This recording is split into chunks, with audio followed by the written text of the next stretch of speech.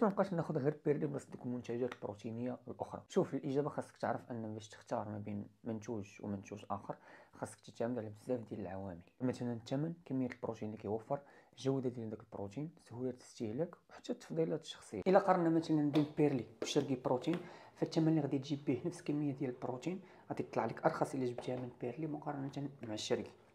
من ناحيه جوده البروتين فراهم بحال بحال، اما من ناحيه سهوله الاستهلاك فكتعرف التفوق ديال شركه بروتين حيت كيبقى اسهل من ناحيه الهضم. اما التفضيلات الشخصيه فداك الشيء راه كيبقى على حساب الواحد. وبطبيعه الحال ميمكنش دير مقارنه بين بيرلي وهذا ولا هذا ولا حتى هذا، حيت كيبقاو منتجات مختلفه على بعضياتها. يعني الا بغيتي دير مقارنه حاول تجيب منتجات قريبه لبعضياتها. وفي الاخير كيبقى كل حاجه كيفاش انت كتوظفها في الريجيم ديالك، وهاد القضيه هذه حتى هي كتحدد الاختيار ديالك لشي منتوج معين. فحاول تحط الاساسيات اللي انت بغيتي تمشي عليهم وتبعهم، وبلا ما تحاول تقارن راسك مع اختيارات ديال شخص اخر.